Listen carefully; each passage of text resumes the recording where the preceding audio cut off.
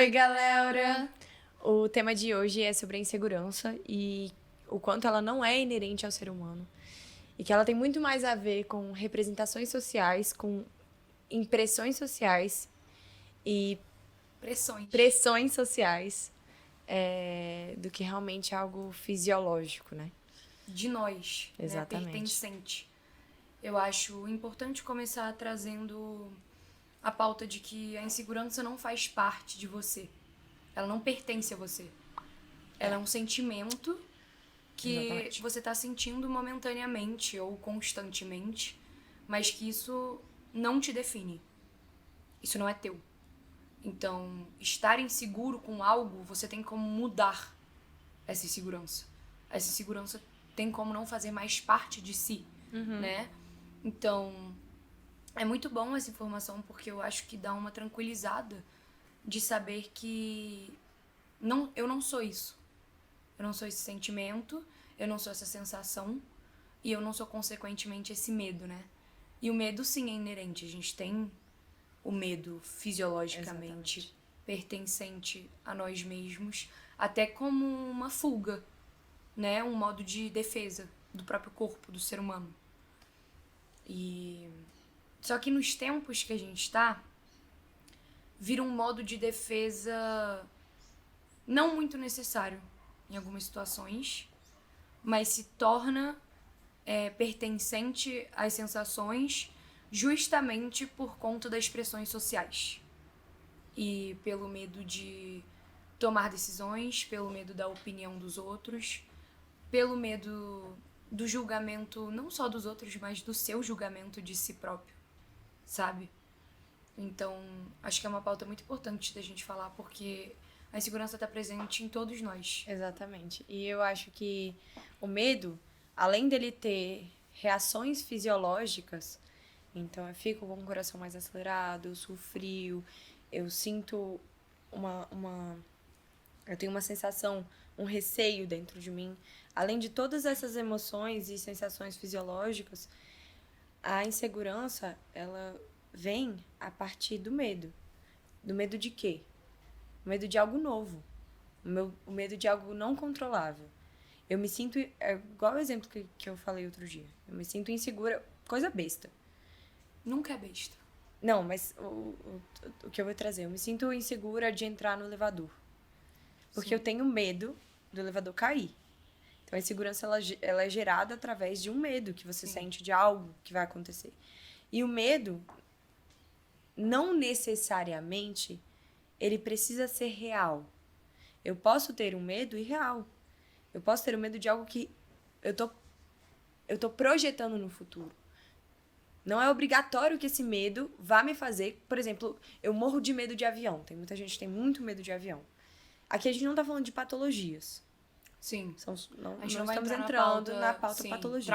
traumática e patológica, Isso, né? exato. A gente não vai trazer Que aí isso é um hoje. outro... a gente pode trazer depois, mas é um outro aspecto muito mais Vai ser profundo. insegurança e um medo mais ampliado. Exato. E de que forma eles estão interligados e em quais aspectos eles existem. Porque E como a gente pode melhorar e lidar com essa sensação que vai vir, né? Vai chegar em algum momento.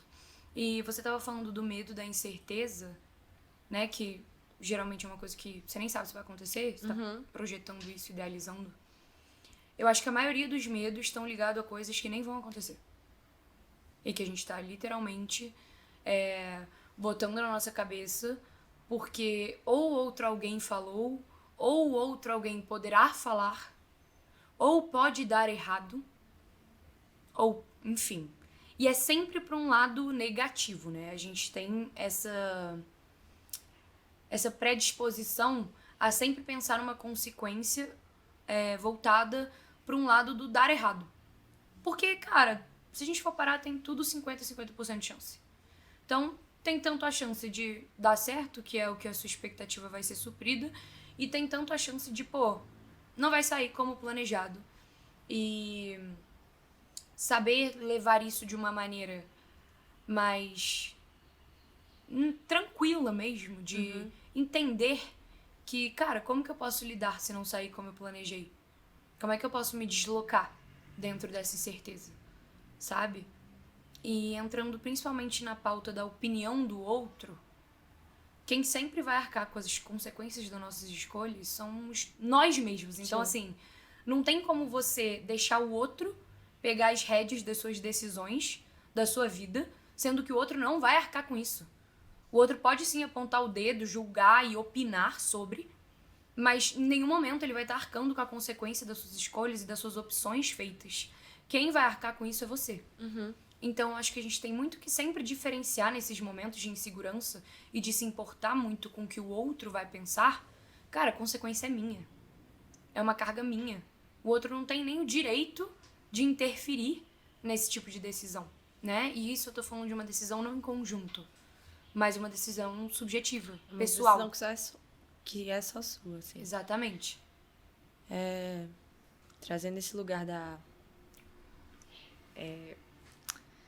do quanto a sociedade, do quanto o social interfere em pressões da questão dessa subjetividade, do quanto isso também me traz ou não é me torna, mas é o fato de eu me perceber mais insegura. Trazendo para um aspecto da insegurança como estereótipos de corpos femininos. Nossa. A gente se vê inseguro o tempo inteiro. Insegurança do físico, né? De algo que não necessariamente é algo que eu sinta realmente dentro de mim, sabe? Sim. Eu posso não estar gostando ou não estar feliz com a forma como eu tô neste momento. Exato. Mas normalmente, não em todos os casos, não tem como falar assim, isso é assim, não. A minha percepção é que muitas das vezes que a gente se sente insegura, mulheres, com o nosso corpo, isso tem muito a ver com a forma como a sociedade impõe impressões estéticas pra gente o tempo inteiro. Eu acho que impõe a classificação do bonito, do belo, né? O belo é estipulado, então o belo tem um padrão. E é muito importante tocar nisso, porque quando o seu eu criança, você criança, você não nasceu com suas inseguranças. Você não nasceu não gostando de si e não gostando do que você tá vendo no espelho e pensando no que o outro vai pensar, pelo contrário. Você nasceu livre dessas amarras. Essas amarras foram sendo criadas conforme você cresce e se desenvolve socialmente, né? E começa a desenvolver com pessoas, com ambientes, com lugares, com relações interpessoais. Então, relacionamentos também te causam inseguranças. Fato. Né? Falas do outro te causam insegurança. Muito, muito. Por isso que é muito importante a gente entender o que eu sou pra mim. Sabe? Independente da opinião do outro.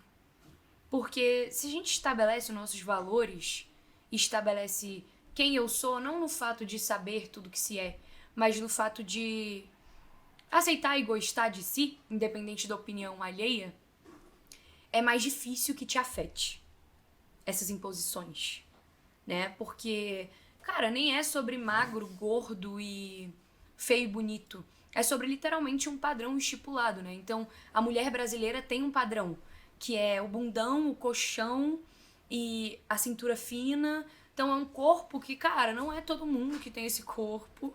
O ideal não é o real. Exato. E não é ideal.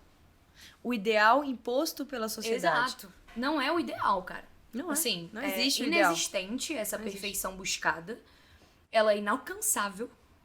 Porque você nunca vai ser igual o fulaninho de tal que você olha e estipula como perfeito. Exatamente. O seu perfeito é a sua melhor versão. E eu acho que não é errado você buscar a sua melhor versão. Eu não acho que é errado você querer se aproximar de um padrão. Eu acho errado você querer se aproximar do padrão para agradar ao outro. Sabe? Porque às vezes você nem quer estar naquela posição. Você tá fazendo isso justamente por uma aceitação, talvez, do externo. Sabe? Pra você ser visto com os olhos mais aceitos. E não porque você quer aquilo. Mas eu acho que não tem erro em você buscar a sua melhor versão, em você querer emagrecer, ou em você querer dar uma encorpada. O erro não tá aí. O erro tá em você querer moldar a sua existência, a sua fisionomia, em função da aceitação do outro. Porque nunca vai estar bom. Você nunca vai agradar todo mundo. Você nunca vai agradar todos os gostos pessoais, cara. O feio e o bonito é muito subjetivo. Isso não é uma classificação mundial, sabe? Por mais que o padrão imposto seja a maioria que aceite esse padrão, né? Não é o certo, não tem certo e errado. Exatamente. Tem você bem com você mesmo. Como que é você bem com você mesmo? Acho legal você buscar isso. Se sentir à vontade, se sentir bem, se sentir bonito, bonita com si mesmo. Aí ok. Agora, quanto mais você se enquadra em caixinhas e padrões do que é o certo, do que é bonito, do que é o perfeito, cara, você vai estar numa busca incansável que você não vai atingir essa meta. E nunca é satisfeita. Nunca, cara. Porque não é por você. Não é por você, exato. E eu acho que também, além desse lugar, né, do corpo feminino, dessa insegurança, de pressões de padrões que são estipulados pra gente nessa sociedade, também eu acredito que muitas das nossas inseguranças, elas sejam criadas, e não por uma forma de culpabilização do outro, mas pela forma de criação, pela forma da cultura que é existente aqui, principalmente no Brasil, né, que é o que a gente pode falar, que é muito gerada pelos nossos familiares, por pessoas que criaram a gente, e não por mal, voltando. Ninguém nasce com o livro Porque de saber foram ser... criados Ninguém assim nasce também, com né? o livro de saber como é ser o cuidador, o tutelador dessa pessoa. Tutelador mesmo. Tutelado Sim. é quem é... O tutelador... Não sei se eu tô falando a palavra certa, enfim. Desculpa o português. Mas... Foi mal gravado. Ninguém sabe, tá ligado? Ninguém nasce com um livro pronto de como fazer e de como não criar inseguranças no outro. Cara, até porque você foi criado com inúmeras inseguranças. Exato. Desde quando você nasce, inúmeros de padrões são impostos pra você. Então, padrões até de questões financeiras e o que você vai ser na vida. São perguntas que a gente não foi ensinado a responder e nem preparado. E você não tá preparado aos 17 anos de idade a saber o que você quer ser da vida. E o que você quer fazer pra sua vida inteira. Isso é muito doido, né? Porque decide agora o que você vai fazer pra sua vida inteira. Tipo, você tá no ensino médio... Desculpa, bati no microfone. Você tá no ensino médio, você é um adolescente, mas, pô, decide aí, pô, o que tu quer pra tua vida inteira. E eles Decide tratam... aí que você vai trabalhar eternamente. Com que maturidade que eu vou decidir isso? Sendo que eu acabei de sair do ensino médio. E além de ser tratado de uma forma muito imposta, assim, tipo... Na escola que eu estudava, eu era um número. Começa por aí, isso já é bizarro na minha cabeça. Você não é uma pessoa, cara, você é um número. E esse número tem que dar nome à escola. O quanto isso me gerava insegurança. O quanto isso me gerava medo de não saber o que eu quero fazer. De não ter certeza se eu vou ser uma pessoa boa. Se eu vou ser uma pessoa potencialmente capaz. Ou feliz, né? Com o seu próprio... com a sua própria escolha. Decisão, que é uma decisão muito antecipada. É uma decisão importantíssima pra tua vida inteira. Que você tem que tomar meio assim, ó. Porque ninguém te avisa. Ninguém te avisa nada. E o louco é que dentro disso tem padrões, né? Então, assim, a sua decisão é que você vai fazer um curso, e qual é o curso? E tem os cursos estipulados como curso de sucesso e bem-sucedido, né? Então, assim, às vezes você nem quer fazer um curso. Às vezes você nem quer fazer uma faculdade. Ou às vezes a faculdade que você quer fazer, a maioria das vezes, não é aceita pela sociedade como um curso de sucesso. Como um curso que você é uma pessoa inteligente. Olha isso, até a inteligência entra dentro dessas estipulações, né? Então, cara, é muito louco você não ser preparado pra sua vida adulta. Eu acho que quando a gente chega nos 20 anos, a gente não é um adulto igual a gente é ensinado. Porque a gente é ensinado que o adulto... Pô, tô ensinado que com 18 anos eu achava que eu ia fazer tudo, filha. Eu ia morar sozinha, eu ia ter o meu carro, eu ia ter a minha casa, meu dinheiro. Você ia ter a sua independência. Eu ia ter tudo. E não é. Com 18 anos, fedelha, imatura, não sabia de nada. Eu tava totalmente maluca, ainda foi no meio da pandemia. Eu falei, fudeu, eu não sou nada. Era pra eu ser tanto e eu não sou nada. Porque me falaram minha vida inteira que eu ia ser adulta. E o adulto é isso, né? Você sabe de tudo. A ideia que a gente tem quando a gente é criança e pré-adolescente do adulto é que o adulto tem a solução pra todos os problemas. Não temos. Cara, você é adulta, eu sou adulta, eu não me considero adulta, eu me considero uma pré-adulta, adolescente e criança e tudo junto, porque eu acho que quando você chega nos 20 e você tá no 21, 22, 23, você tem 3 anos de adulto. Você é um neném adulto. Você tá aprendendo ainda. Quando você chega nos 30, pré-adolescente adulto. Cara, eu acho que lá pros 40 talvez você se identifique realmente como um pouco adulto. Sabe? Porque a gente não é preparado pra nada. Nem pra lidar com questões financeiras. Fato. Que é o que a gente tem que lidar, né? Administração de dinheiro. Escolha e organização de rotina. Você não é ensinado na escola sobre isso. Exato. E, tipo, a psicologia do desenvolvimento traz muito esse lugar da faixa etária, né? Em que você, na verdade, não é um adulto. Você é um jovem adulto. Exato. Eu acho que isso é importante ser lembrado. Porque, tudo bem, pensando lá muito atrás, a criança, ela não era uma criança. O nosso primeiro, muito entre aspas, né, presidente do nosso país, ele era uma criança. Cara, como a história tem influência na visão, Olha né, como isso é das impactante. faixas. Ele era uma criança que não era vista como uma criança. Não é a criança. Qual é o nome disso, gente? Juventude? Não é juventude. A infância. Não era vista como infância. Não existia infância. Não existia o ECA, por exemplo. Não se existiam Explica leis. o que é o ECA, porque muita gente não sabe. É o Estatuto da Criança e Adolescente. Tá. São leis aplicadas hoje para crianças e adolescentes. Justamente nesse lugar de não impedir essa fase do desenvolvimento, que é uma das fases mais importantes da vida. É uma das fases que você mais se desenvolve. Você vai criando a sua identificação. Você vai criando sua identificação, tem a parte psicomotora, tem todo um aspecto gigantesco de desenvolvimento. E que precisam ser estimulados. O ser humano precisa de estímulo. Não existe a possibilidade de não ter estímulo. Não é à toa que nossos maiores traumas, inclusive medos e inseguranças, são causados na infância, né? Então, assim, no jeito que a gente é educado, no jeito que nossos pais lidam com a gente mesmo, e falas que a gente escuta, que talvez a gente não lembre conscientemente, mas está lá no inconsciente. Uhum. E isso é uma carga muito grande que eu acho que tem que ser observada, sabe? Porque às vezes você tem medo e insegurança com determinados aspectos da vida que você não sabe de onde veio. E tá lá na sua criança, tá lá na infância. E é muito importante esse exercício da gente se comunicar um pouco com a nossa criança e ter acesso a ela para justamente olhar frente a frente a esses traumas e angústias e medos e olhar com essa faceta mais madura e falar, calma, vou te acolher e a gente vai resolver isso juntos. Porque a gente tem vários eus internos, né? E que lidam com essas inseguranças e com esses medos. Claro. Então, são coisas acontecimentos que influenciam muito e que eu acho que a gente tem que olhar para eles não nos dominarem. Porque se a gente não olha, observa e cuida com cautela, eles dominam. Que é uma frase que, cara, como é que você vence o medo? Indo com medo mesmo. Ele não vai sair dali. Mas é você entender que você consegue agir mesmo com esse sentimento de medo. É difícil? Muito. Muito. E às vezes você não vai conseguir de primeira. Vai ser um processo pra você vencer esse sentimento. E conseguir agir com ele, né? Mas é com ele que você vai conseguir vencer, cara. Fato. Que você vai conseguir passar. Ele vai estar contigo.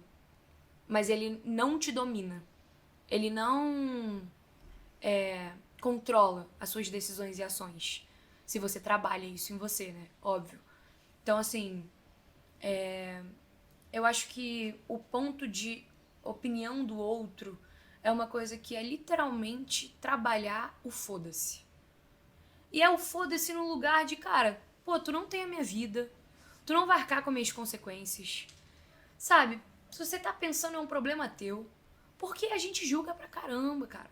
Eu julgo, você julga, todos nós julgamos pessoas e você esquece, você não fica julgando o dia inteiro a mesma coisa que você julgou ali 5 minutos. Então lembra, quando você tiver com medo do julgamento e de uma opinião que talvez você pense que não seja legal sobre determinada situação que você vai fazer, pensa que vai ter julgamento, mas vai ser rápido. Vai passar. Você não vai agradar todo mundo. Isso é um fato. E outro ponto que eu acho que é importante. Esse julgamento não te define. O julgamento do outro não é o que você é. É uma percepção do outro sobre uma parte de você. Não, e a percepção do outro que diz sobre o outro. Porque a gente entra nessa pauta. Fato. Né? Então, o que eu enxergo em você, eu tenho que ter dentro de mim, cara. Senão eu não ia estar enxergando, ou eu nem estaria falando tanto, não estaria dando muita importância pra isso. Porque quando você se incomoda muito com uma coisa da vida do outro, você não tem nada a ver, pô, tu tem alguma parada a ver com isso, cara. Se questiona aí. Você tá inculcado demais com uma coisa que não tem nada a ver contigo. Tem tudo a ver com você. Então, assim, é muito mais sobre a outra pessoa do que, de fato, sobre você. E entra várias coisas de saber diferenciar o que... Ô, moto. Saber diferenciar o que é o julgamento do outro e o que é você, principalmente dentro de relações interpessoais. Senão, você se molda pelo que o outro acha. E você se perde pelo que o outro vai encontrando. Não tem sentido, cara. Uma pessoa pegar e te descrever. Entendeu? É como se eu escrevesse um livro. Eu que fui a autora do livro. Eu que sei o que eu coloquei ali. Eu que sei a energia que eu depositei, o tempo que demandei, o conteúdo que eu, sabe, escrevi. Então, você não pode olhar pro meu livro e dissertar o que você quiser e falar o conteúdo que tem nele sem você ter lido. E o lido, no caso, é ter vivido tudo que eu vivi. Sabe? Que naturalmente isso não acontece, né? Ninguém vive o que você viveu. Exatamente. Posso viver a mesma experiência, De forma totalmente diferente. mas não interpretar a mesma experiência. A gente viaja juntas. A gente tá no mesmo lugar, a gente fica os mesmos dias. Tua experiência vai ser uma, a minha vai ser outra. Porque a minha percepção de mundo é completamente diferente da sua. E talvez, em algum momento dessa viagem, você se sinta julgada ou tenha receio, que no caso esse receio eu posso chamar de uma certa insegurança. Sim. E essa insegurança talvez não seja vista por mim. Porque a insegurança, por mais que tenha um teto, existe um teto da insegurança. Que é justamente essa questão que a gente está falando das pressões sociais, pressão familiar, pressão Ambiental até. ambiental, exato. Essa insegurança também é subjetiva, sabe? Total. E de que forma que você, agora, para além de qualquer coisa, você Pietra, de que forma você acha que, com as suas experiências, você consegue medir ou lidar melhor com as suas inseguranças? Essa pergunta é, cara, complexa, porque é uma resposta longa e que eu vou ter que ser vulnerável para responder. Mas eu sempre escutei de muitas pessoas e fui criada ouvindo, inclusive de você, eu já escuto isso. Ai, Pietra, você é uma pessoa muito segura. E, de fato, eu sou segura com muitas questões da minha vida. Mas tem muitas outras que eu não sou e que eu possuo inúmeras inseguranças. Só que eu sempre fui criada ouvindo que você tem que estar segura disso. Você tem que ter a certeza disso e você tem que, principalmente, demonstrar isso pro externo. E a minha insegurança genuína mesmo, de fato, veio muito da criação da minha mãe. Com os inúmeros defeitos que a minha mãe tem, como todos os seres humanos. Claro. A minha mãe, a mulher que eu sou, ela tem uma influência absurda dentro disso. E a mulher que eu sou no meu trabalho, na minha faculdade, nos meus relacionamentos, a minha mãe, porra, ela foi assim... Cara, incrível, não tenho palavras pra isso que ela fez, porque ela me deu muitas bases fortes da Pietra se conectar com quem a Pietra é, independente do que o outro tá dizendo. Então eu sempre fui uma pessoa meio muito foda-se pra opinião dos outros, desde pequenininha, até às vezes foda-se demais, né? Porque tem coisa que a gente tem que dar uma repensada ali, não é só o que tá na caixolinha. Mas essa pressão de ser segura sempre às vezes, eu tenho culpa de estar insegura. Eu não quero mostrar pro externo e ser vulnerável mesmo pra falar, pô, eu não tô segura com essa questão. Porque eu sempre fui educada a ser segura o tempo inteiro. E eu não sou segura o tempo inteiro. Eu tenho inúmeras inseguranças, mas eu lido com elas de uma forma como se fosse uma conversa mesmo. De, cara, por que eu tô sentindo isso agora? Sabe, a psicologia me trouxe muito isso, né? Então, acho que a psicologia te traz se questionar muito, às vezes isso é bem cansativo, mas é muito necessário. Fato. Você dialogar com você mesmo e entender de onde isso tá vindo, sabe? De onde todos esses pensamentos sabotadores estão vindo. Porque insegurança são pensamentos sabotadores. Isso tá te sabotando, cara. Tá te travando, tá te fixando em um lugar e te limitando de deslocar dentro de uma decisão ou de uma atitude que você queira tomar ou de uma pessoa que você queira ser, sabe? Então, eu tento sempre não me fixar na insegurança e questionar da onde ela tá vindo, por que ela tá surgindo e por que ela tá ali presente naquele momento. Será que ela realmente precisa estar? Será que esse medo faz sentido? Ou é uma autossabotagem que eu consigo alterar, mudar, olhar de outra perspectiva. E aí vem a escrita, que a gente já falou, mas eu escrevo muito em momentos de insegurança. E pra ter clareza do que é isso. Porque a gente não tem clareza quando a gente tá nesse turbilhão. Fato. A gente precisa olhar de fora, né? Então eu tento fazer isso, olhar com o olhar de fora pro que a Pietra está sentindo. E aí é outra Pietra que leu Barada. É outra Pietra, cara. São um mistura de eus. Eu acho isso incrível demais. Que vai se misturando ali. Mas assim, de fato, tenho inseguranças, muitas, sabe? Mas eu não consigo deixá-las me dominarem de uma forma que me trave, sabe? E, inclusive, no meu trabalho foi o que a gente conversou. Eu tô passando por um período conturbado de vida e eu fiquei literalmente 3 semanas sem conseguir produzir nada. Eu não conseguia, minha criatividade estava totalmente bloqueada. E isso me ferrou no meu trabalho, né? Porque trabalhar com internet é isso. Você para de postar, seu engajamento cai. Você para de aparecer, os seguidores pulam. Então, assim, é muito... Você tem que estar ali o tempo inteiro e depende só de mim. E eu literalmente deixei essas 3 semanas meio desligadas porque eu não conseguia. E eu tive que me respeitar. Então, eu acho que pra insegurança ser superada, ela precisa ser ouvida, sentida, e depois você compreende e ela passa. Pra mim, uma experiência pessoal, eu me vejo insegura em diversos aspectos.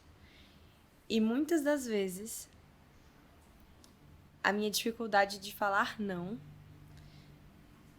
tem a ver com a insegurança. Porque hoje eu me percebo, assim, óbvio que é uma coisa que pode ser modificada e menos... Um passarinho, enfim. Perdão, gente. Eu vi o passarinho e me perdi. Pode ser menos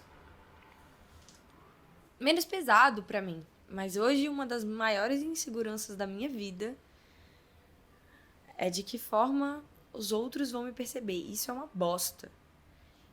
Isso não me deixa no estado de vulnerabilidade. Isso não me deixa no estado de, pô, dá pra eu ser 100% quem eu sou, sabe? Porque até o não, por exemplo, a falta do não na minha vida, ela me coloca em cada situação que chega a ser bizarro. Agora eu tô sendo vulnerável, tá ligado? Agora eu estou me expondo. Sim. Mas é um trecho muito pequeno do... Quando alguém me pede alguma coisa, eu me sinto muito prestativa. Eu sou muito prestativa. Se tu pedir alguma parada, mano, dificilmente vou falar não. Só que às vezes eu não tô afim. Tipo, às vezes eu não quero, tá ligado? E mesmo não querendo, por me sentir insegura com a forma como o outro vai pensar, do tipo, pô, não vou te dar carona. Ou, pô, não vou te ajudar nisso aqui. Ou, pô, então agora eu não tô disponível. Agora eu preciso cuidar de mim. isso tá muito interligado com a forma que você se percebe.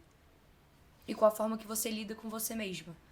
Sabe? Que todos nós lidamos com nós mesmos. A gente tem muita empatia com o outro e muita preocupação com o que o outro vai achar. E a gente que se foda. Porque é nesse lugar mesmo. Tipo assim, eu vou fazer pelo outro porque, pô, se eu não fizer vai ser mó vacilo. Mesmo que eu esteja mal, eu preciso ajudar aquela pessoa. Cara, não é, você tá mal. Você precisa se ajudar agora. Isso não é arrogância, ignorância e egoísmo. Isso é empatia com a pessoa mais importante da sua vida, inclusive nas relações com os outros, que é você mesmo. Você não consegue, cara, ter uma relação equilibrada e saudável se a sua relação com você mesmo tá um caos, tá caótica. Calma aí, arruma isso, sabe? O poder do não é absurdo. Inclusive foi tipo o último vídeo que eu fiz da importância de falar um não. Sabe? Que isso? A motoca. É. A importância de falar um não, cara. Simplesmente porque você não quer. Você tem esse direito. Quem falou que não? É porque tem que ser educado, porque tem que ser não sei o que. Você não tem que nada. Fica um pouco nisso de você não tem que nada, sabe? Se lembra um pouco disso. Eu não tenho que nada. Eu tenho que, agora, focar um pouco em mim. Lembrar de mim, estar bem comigo, que aí você consegue estar bem com o outro, que aí você consegue lidar com as suas inseguranças. Porque eu não tô falando que a insegurança vai desaparecer. Jamais. Ela vai aparecer enquanto você vai mudando, evoluindo, com novos projetos, com novas relações. Ok. Mas pra você lidar com ela, você tem que estar sabendo lidar com si mesmo. Não adianta você só se preocupar com lidar com o outro. Porque o outro, cara, a sua relação com ele é um reflexo de como tá sendo a sua relação com você mesmo. É importante isso, da gente se relacionar com a gente pra gente saber lidar com as inseguranças que estão surgindo aqui dentro.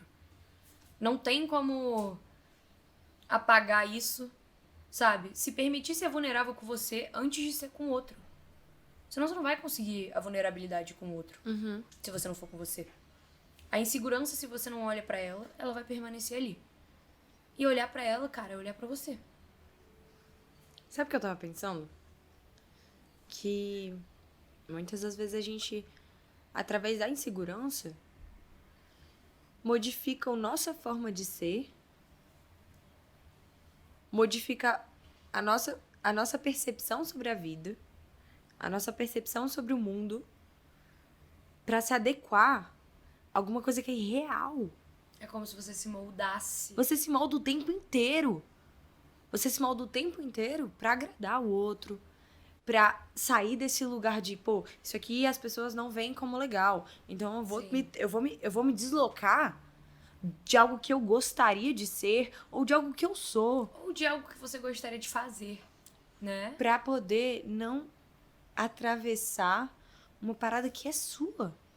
Tipo, cara, a visão do outro não deve... Não é isso. A visão do outro, ela interfere naturalmente em como a gente reage. Porque a gente vive numa sociedade. A gente não vive numa ilha, só eu, dentro de uma ilha, perdida, sozinha. Eu vivo com o outro. Eu convivo com o outro. Eu crio vínculos com o outro. Então, obviamente, a percepção do outro, nesta circunstância, ela é importante, ela é necessária. E também te constitui. Fato, né? sem dúvida. Mas eu acho que, assim, te constitui até que ponto? Porque constituir e moldar são coisas totalmente diferentes. Então, assim, se permitir ser, cara, é a chave pro teu sucessinho de ser humano, de desenvolvimento ali da vida, sabe? Pô, e isso vai ter influência de outras pessoas, do seu modo de ser, obviamente. Vai ter influência de conexões, de ambientes, de criação, ok. Agora, tudo isso que você falou me lembra o medo de se permitir mudar. Pelo medo do julgamento dos outros. Porque o que faz sentido pra você hoje, talvez amanhã não faça e você nem quer que faça. Talvez você tá incomodado com o ambiente que você tá agora, com as amizades, com o ciclo social. Não tá mais fazendo sentido pra você. Pela nova pessoa que se veio, entendeu? Que está sendo agora. Então, assim, você fica com medo de mudar os hábitos, de mudar, às vezes, o jeito de se vestir, de mudar, às vezes, o jeito de fala, pelo que os outros vão pensar. Porque você sempre foi assim, então como é que agora do nada você mudou? Né? Cara, você mudou. Vive essa mudança. Se afasta do que tem que se afastar. Se desliga de rótulos que você mesmo se botou. Através de julgamentos, óbvio. Mas que você também se julgou. Sabe? Então, não se deixe ficar num potinho tão pequeno se você expandiu agora. Então não faz mais sentido alguns ambientes, não faz mais sentido algumas relações. E não é porque você é doido. E não é que tem que fazer sentido pro outro que não faz mais sentido pra você. É que agora não tá cabendo mais. Eu acho que a nossa vida é muito feita de temporadas. Tem coisas que cabem hoje, tem coisas que não cabem mais. Então, se permite mudar, mesmo que o outro não entenda essa mudança.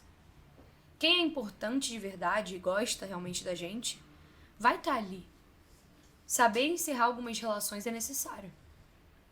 Tem relação que é pra vida toda. Tem relação que não. Eu acho que outro ponto da insegurança também, que é muito importante, é o medo do erro. Errar é humano. A gente erra o tempo inteiro. Pô, a insegurança tá muito ligada com o medo do erro. Total. Total. Porque eu não vou... Dando exemplo, eu sempre vou dar o exemplo da gente, que é mais fácil pra mim. Qualquer trazer pra merda, realidade. gente que viveu, ninguém tem o que falar. É isso. Sei lá, eu falo alguma coisa que você não gostou. E aí você fala, pô, Sou, não gostei da forma ou do que você falou. Amanhã, eu vou trazer de outra forma. E às vezes não era a forma que eu queria trazer. Porque eu tô com medo de errar com você. Eu tô com medo de ser grossa. Eu tô com medo de... Obviamente, ser grosseiro não é legal. Não é legal. Sim. A gente tem que respeitar o outro, independente de qualquer coisa. Mas... Não, tem hora que não dá pra respeitar, não. Tava pensativa aqui, tem hora que a gente tem que ser direto e reto. Dependendo das circunstâncias. Porque o grosso também é meio subjetivo. É isso, pois é. Então, eu parei pra refletir, desconsidero. Mas, voltando. O medo de errar... O medo de errar tá totalmente interligado com o medo de ser julgado pelo outro. Total, cara. O medo de errar... Porque se só você Porque fosse ver o seu erro, você não estaria nem aí. Exato. Porque a gente erra, porra, igual eu falei, o tempo inteiro. Agora eu tô errando. Errando e acertando ao mesmo tempo. E vamos errar. É óbvio. Várias vezes. Agora, eu acho que o medo de errar sempre vai estar presente. Entender isso. Faz as pazes com essa merda que o medo de errar vai estar aqui. Agora, não deixa ele te fixar, te travar em uma determinada situação, sabe? Porque, cara, a gente esquece que somos humanos, que vamos errar, que o outro... E às vezes errar pro outro, foda-se, você não tá errando pra você. Sabe? Que foi isso que você falou, você podia falar comigo que tava sendo grossa, só que pra mim era a melhor forma de se expressar. Então, também se expresse. A mesma forma que eu falei que eu não gostei do jeito que você falou, você vira pra mim e fala, cara, é a melhor maneira que eu encontrei de falar agora. E é o que eu posso te fornecer nesse momento. Porque é necessário você também saber impor os seus limites e passar por cima da insegurança de se impor. E se não agradar o outro, paciência. É uma atitude que você tá fazendo e tá se agradando. Finaliza com você dizendo alguma coisa pra ficar aí no coraçãozinho das pessoas. A insegurança é um aspecto muito difícil. Eu acho que é muito difícil a gente trazer isso como algo muito abstrato. E a gente não pontuou ela hoje, né? A gente quis mais fazer tricotar em volta dela. Uma troca de ideia. Porque eu acho que é uma coisa muito forte. A insegurança tá em todos o tempo inteiro. Então é uma coisa que todos vivenciam. Mas como experiência, né, opinião, Sofia, já sabendo, levando em consideração que a tal da insegurança, a bonitona da insegurança, vai estar aí. Eu acho que cabe cada pessoa que tá nos ouvindo, nos vendo, de perceber que forma eu vou poder lidar, isso não só sozinha, com terapia, com ajuda profissional, sabe? Com uma troca de ideia com amigos que seja. Como eu vou saber lidar e não me fixar e deixar me dominar esse sentimento, né? Exatamente. E pra isso tem que sentir e acolher a insegurança. E depois compreender e ela vai passar. Mas não ignora ela. Não tem como ignorar. Sente. Se permite estar inseguro e buscar o porquê desse sentimento, desse estado emocional, né? Eu acho que é isso, velho. Segurança tá aí. E pertence a todos Bora olhar nós pra esse ela, sentimento. Não acho que você tá sozinho nesse barco. Tá todo mundo junto. Todo mundo tem insegurança, né? Somos humanos aqui, compartilhando. Errando o tempo inteiro, velho. Acertando o tempo inteiro também. E temos muitas semelhanças. Todos nós. E a pressão sempre vai estar aí. Exato. A pressão social vai existir, cara. Não tem como fugir disso. Eu acho que a gente pode encerrar falando da importância do poder do foda-se, que vai ser em outro episódio. Então, encarna o foda-se, reconhece a insegurança, busque o porquê dela, acolhe ela, que com isso você compreende e ela evapora. Aí vai surgir outra e você vai lidar de novo. Exatamente. E aí você compreende, escuta e evapora. Sabe? Mas não ignora ela. Você não é fraco porque você é inseguro. Você é ser humano. Por isso que você tem insegurança.